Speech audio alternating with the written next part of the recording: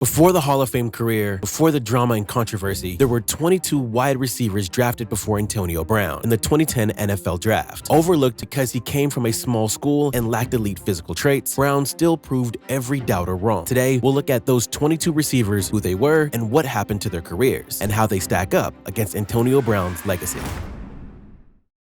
First receiver taken. Demaryius Thomas was drafted 22nd overall by the Denver Broncos. Before we break down his career, rest in peace to Demaryius Thomas as he tragically passed in December of 2021. Coming out of high school, he was a 3-star recruit who committed to Georgia Tech. At Georgia Tech, he finally broke out in his senior season. He became an instant intriguing pick. As a rookie, he struggled with injuries, but late in his second season, you saw his true potential. In the wildcard game against the Steelers, he had the game-winning 80-yard touchdown in overtime. He finished that game with 4 receptions for 204 yards. In 2012, Peyton Manning signed a 5-year deal with the Broncos. This changed everything for Denver's offense and Demaryius Thomas. He'd go on to have 4 straight seasons of 1,300+ yards, including a 2013 season where the Broncos averaged 38 points per game, an NFL record. But his personal best season was 2014, where he had 1,619 yards. Overall, he was a 5-time Pro Bowler in his career. Once Peyton Manning retired, the combination of poor quarterback play and injuries derailed his career. Second receiver taken. Dez Bryant was selected 24th overall by the Dallas Cowboys. Coming out of high school, he was a 4-star recruit who committed to Oklahoma State. He had an immediate impact as a freshman and truly broke out as one of the best players in the nation as a sophomore. As a junior, when he was in conversations on potentially winning the Heisman Trophy, that got shut down real quick after he was suspended for lying about meeting with Deion Sanders. So he was forced to sit out the rest of the season, and then he declared for the draft. With the Cowboys, getting him at 24 was a steal considering he was a top 10 talent. Character concerns pushed him down the board. Owner Jerry Jones also wanted him to wear number 88 to inspire him to live up to Michael Irvin's legacy there. After a solid rookie season and improving in his second season, he finally was living up to the number 88 on his back in 2012. He had 92 catches for 1,382 yards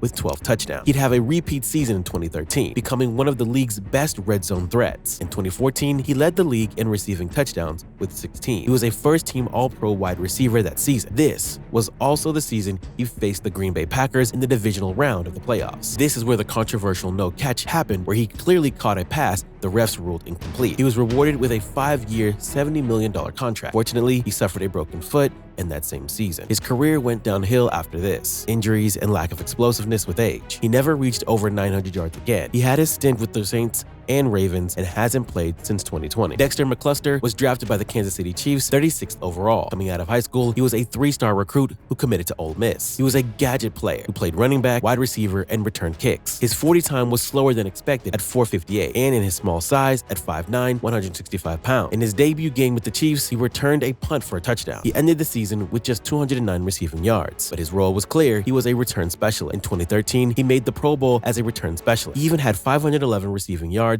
that season. He then signed a 3-year, $9 million contract with the Titans. Injuries plagued him with the Titans. He signed a 1-year deal with the Chargers, but broke his arm and was cut from the team. Fourth receiver taken. Arrelious Benn was drafted by the Tampa Bay Buccaneers 39th overall. He was the #1 recruit out of high school at the receiver position. He was a total beast, 6'2", 210 pounds in high school. He could return kicks at that size and ran a 4.40 time in the 40-yard dash. His first 2 seasons at Illinois were productive. He was named Big Ten Freshman of the Year. His junior season was quite the opposite. With injuries and inconsistent quarterback play, his numbers dipped. However, he was still drafted relatively high. His first 2 seasons in the league showed some promise, but his numbers weren't there. When he was ramping back up to have a breakout season in year 3, he unfortunately tore his ACL. He even suffered another ACL injury in 2017 while playing for the Jaguars. He hasn't played in the NFL since. Arrelious has spoken publicly about dealing with depression with identity loss after not playing football anymore. He's a big mental health advocate for athletes transitioning out of sports. Fifth receiver taken. Golden Tate was drafted by the Seattle Seahawks 60th overall. He was a 4-star recruit out of high school who committed to Notre Dame. He was a multi-sport athlete and was even drafted to the MLB out of high school. At Notre Dame, he was spectacular, winning the Bilkinoff, nation's best receiver. As a rookie in the NFL, he wasn't very productive, but flashed his big play abilities at times. Overall, his best season while his time in Seattle was 2013, where he put up 889 receiving yards. He was a key part of the Super Bowl winning team too. He was always reliable on 3rd down for Russell Wilson. He then signed a 5-year, $31 million contract with the Lions to be wide receiver 2 next to Calvin Johnson. He went off with Stafford, going for 99 catches for 1,331 yards with 4 touchdowns. He made the Pro Bowl and led the league in yards after catch. Golden had an impressive 4-year stretch with Detroit. He was traded to the Eagles mid-season for a 3rd-round pick in 2018. He didn't perform too well with them in and signed a 4-year contract with the Giants in the offseason. He had an okay season in 2019 before falling out with the team in 2020, but never played in an NFL game again. Overall, Tate had a great 10-year NFL career, winning a Super Bowl and making a Pro Bowl. 6th receiver taken. Damian Williams was drafted by the Tennessee Titans 77th overall. Coming out of high school, he was a 4-star recruit who committed to Arkansas. After a season there, he transitioned to USC. He had a solid 2008 and 2009 season before being drafted to the NFL. He was viewed as a receiver with good hands and route running and lacked speed. As for the NFL, he only lasted 4 seasons, injuries, and not being able to be high enough in the depth chart. His best season in 2011, he had 592 yards with 5 touchdowns. 7th receiver taken. LaFell was drafted by the Carolina Panthers 78th overall. Coming out of high school, he was a 4-star recruit who committed to LSU. After a solid career there, he was projected as a big-bodied possession receiver with red zone threat potential. For the Panthers in the NFL, he was just a solid starter. When he joined the Patriots in 2014, he caught 74 balls for 953 yards with 7 touchdowns. He was flourishing in Josh McDaniels' offense with Tom Brady, throwing him the ball. He won the Super Bowl with them that last season too. His production dipped after this season. He jumped from the Bengals to the Raiders. His career ended after a torn Achilles in Week 11 of 2018. Overall, a solid 8-year NFL career. 8th receiver taken. Emmanuel Sanders was drafted by the Pittsburgh Steelers 82nd overall. Coming out of high school, he was just a 2-star recruit, a true underdog. He committed to SMU for his collegiate career. Sanders went to have one of the best careers at SMU. He was known as one of the more athletic receivers in the draft. Ironically, the Steelers drafted him over Antonio Brown. After just 4 solid years in Pittsburgh, he left free agency to sign with the Broncos. They got him on a 3-year, $15 million contract, which is one of the biggest bargains ever. With Peyton Manning throwing him the rock, he had a remarkable season. The next season, he continued to them, winning a Super Bowl with a good performance in the big game. From 2014 to 2016, he had 3 straight 1,000-yard seasons. Injuries slowed him down in 2017 and 18. Sanders was traded to the 49ers mid-season in 2019. He was wide open in the 2019 Super Bowl where Jimmy G missed him. He lasted in the league until 2021, where he finished with the Bills. From a 2-star recruit to a 2-time Pro Bowler and Super Bowl champion, he had a great career. 9th receiver taken. Jordan Shipley was drafted 84th overall by the Cincinnati Bengals. Coming out of high school, he was a 4-star recruit who committed to Texas. Shipley had a solid rookie season where he posted 600 yards with 3 touchdowns. Everything was looking up until a Week 2 game against the Broncos. He suffered a torn ACL and MCL on that tragic day. He lost all of his explosiveness. The Bengals cold-heartedly cut him midway into the 2012 season after a slow start. He signed with the Bucs and Jags on short stints. His career came and went as he never played again after 2012. One of the more unfortunate stories in the NFL. 10th receiver taken. Eric Decker was selected 87th overall by the Denver Broncos. Coming out of high school, he was a 3-star recruit who committed to the University of Minnesota. He had to have foot surgery in his senior year, which was a pre-draft concern, but his 6'3" frame and ability to run routes at a high level was intriguing. As a rookie, he didn't get to play much due to recovering from the foot injury. In his second season, he emerged with 612 yards and 8 touchdowns. In 2012 and 2013, his game went to the next level thanks to Peyton Manning. He had 87 catches for 1,288 yards with 11 touchdowns in 2013. He went on to sign a 5-year, $36 million contract in 2014 to play with the Jets. He went on to have nearly 2 1,000-yard seasons with them while still being one of the league's best red zone threats. In 2016, his season ended early after a torn rotator cuff. He'd go on to sign with the Patriots in 2018, where he decided to retire before the season began. Overall, a pretty underrated career by Decker. 11th receiver taken. Andre Roberts was selected 1 pick later at 88 overall by the Arizona Cardinals. Coming out of high school, he was a 3-star recruit who committed to Citadel, a small Division I school in South Carolina. He became one of the first Citadel players drafted in decades. He spent his first 4 seasons in Arizona. His best season was in 2012 with 759 yards. Let's fast forward to later in his career where he found a true role for himself in the NFL, starting in 2016 with Detroit, where he had 2 punt return touchdowns. In 2017, he led the league in kick return average with the Atlanta Falcons. In 2018, he was a first-team All-Pro returner for the Jets. He ended up making 2 more Pro Bowls with the Buffalo Bills. His final stint was in 2022 with the Carolina Panthers. 12th receiver taken. Armanti Edwards was selected 1 pick later to 89th overall by the Carolina Panthers. Coming out of high school, he was a 3-star quarterback who committed to Appalachian State. He became one of the best FCS quarterbacks of all time. In his freshman season, he led them to an FCS national championship. In his sophomore year, he led a historic upset victory where versus ranked number 5 Michigan. He ended his college career with 10,392 passing yards, 4,361 rushing yards, 139 total touchdowns, with 2 national championships. In the NFL,